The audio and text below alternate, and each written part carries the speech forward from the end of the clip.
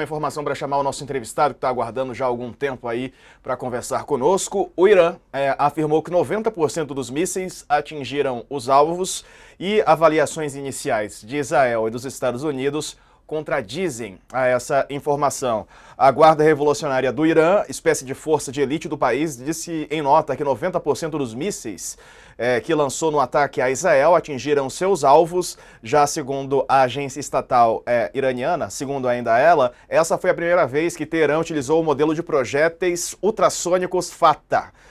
Ainda de acordo com o veículo, entre os objetos bélicos havia 3 bases militares israelenses. A informação contradiz relatos do bombardeio até agora. As Forças Armadas de Israel disseram, por exemplo, ter interceptado uma boa parte dos mísseis iranianos por conta da eficácia da defesa aérea de Israel. Eles admitiram, porém, que houve destruição em áreas do centro e do sul do território, informações que são contraditórias como em todo o conflito.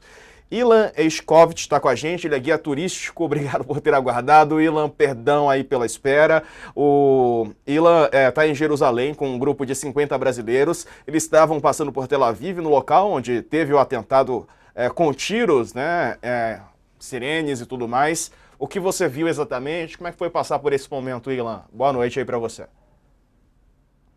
Olá, boa noite a todos.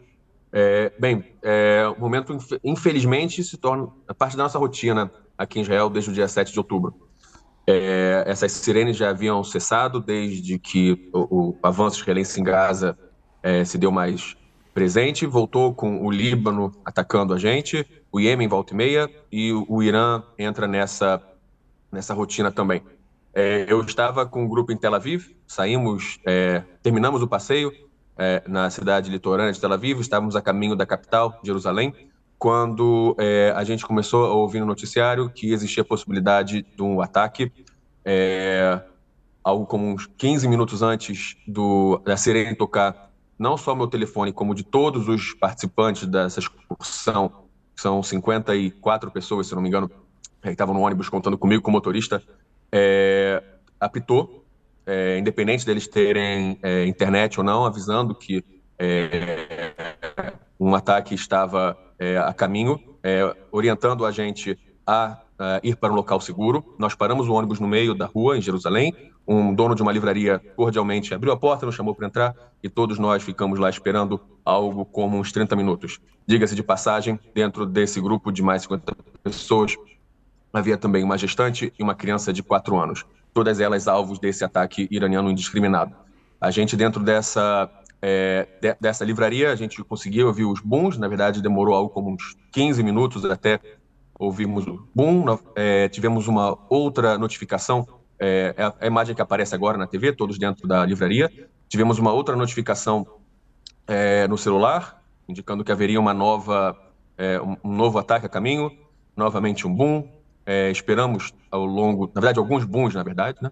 Esperamos os 10 minutos que são orientação aqui do governo israelense para a proteção dos civis, para não sair, não ser interceptado, não ter nenhum detrito, nenhum resíduo dos mísseis foram interceptados caindo.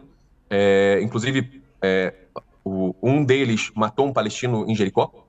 Tá? A única baixa que a gente teve foi um palestino em Jericó que morreu, vítima de um destroço do míssil iraniano, matando quem eles dizem proteger. Mas, enfim, a gente saiu, pegou o ônibus, voltou para o hotel. Já no hotel, um local mais confortável, tocou novamente os nossos telefones, indicando que uma terceira sarefada de mísseis estava a caminho, e a gente pôde se abrigar no local mais confortável. Foi um momento de muita tensão, as pessoas estavam tranquilas que havia o sistema de míssil de defesa, mas mesmo assim cria essa situação de ansiedade, ainda mais tendo em vista que no grupo tinham pessoas em situação mais complicada, como crianças e gestantes. Tem pergunta, pessoal? E lá, e você não receia andar pelas ruas de Tel Aviv hoje, que teve um atentado terrestre também, né? 2 terroristas atiraram em várias pessoas, feriram 7, os 2 foram mortos. Você ficou sabendo desse ataque também? Esse ataque aconteceu num raio de menos de 1 quilômetro de onde a gente estava, poucos minutos após a gente ter saído de lá. Infelizmente, ataques terroristas assim acontecem, não é de hoje. A gente tem a primeira intifada, a segunda intifada, onde terroristas visavam a população civil indiscriminadamente, como aconteceu hoje. A gente soube já no caminho que havia ocorrido este ataque, mas a gente se sente super seguro. Eu digo para o senhor, Ricardo, eu sou carioca, nascido e criado, imigrei para Israel há quase 7 anos, fiz a migração para cá como judeu, tenho esse direito, cheguei aqui e desde então me sinto muito mais seguro, independente de guerra ou não, do que andar pelas ruas do Rio de Janeiro. Aqui eu sei que há o sistema de defesa, que os civis são sim importantes, nós não somos usados como escudos humanos, nós temos o aviso bem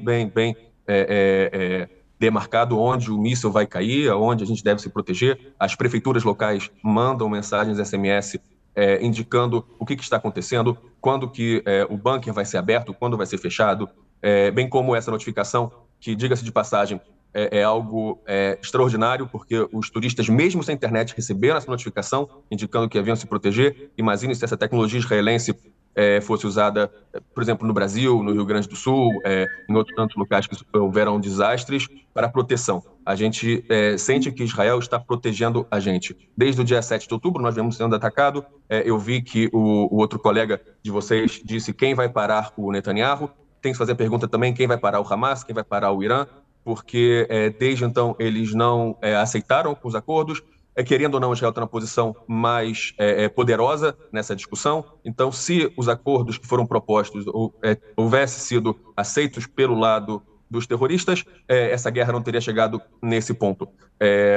Hoje em dia ainda temos mais de 100 reféns, dentre mortos, crianças e idosos, pessoas talvez na sua idade, mais velha, que estão na mão desses terroristas, e talvez se a gente tivesse resolvido esse problema o quanto antes, Israel não teria causado tamanha destruição em Gaza e também não tivesse hoje em território libanês. Infelizmente, houve essa escalada. A gente aqui, não há um civil israelense, independente de ser pró ou contra Netanyahu, que não se sinta seguro e protegido por Israel. Porque a gente sabe que nós não somos feitos como escudos humanos, como acontece nos nossos países vizinhos, infelizmente. Obrigado. Diga, Jamil, quer fazer a última pergunta aqui para a gente ir para o próximo? Queria fazer uma pergunta para o Ilan. Antes de mais nada, feliz ano novo. E espero que, apesar dessa situação, que os próximos dias possam ser, pelo menos, de reunião entre vocês aí. Os fogos de artifício já começaram. Como? Os fogos de artifício já começaram. Eu queria te perguntar justamente sobre essa relação da população com o Netanyahu. Existe um grupo que, aparentemente, questiona se, de fato, a liberação dos reféns é a prioridade dele. Tem um outro que, obviamente, como você colocou de uma forma muito correta, se sente seguro. Na verdade, todos se sentem seguros justamente por conta dessa situação. Minha pergunta para você é como ele é hoje visto dentro de Israel, como é a relação dele com os diferentes grupos israelenses. Obviamente, não é um bloco monolítico. Se você pudesse nos explicar um pouco como ele é visto pelos diferentes grupos por aí.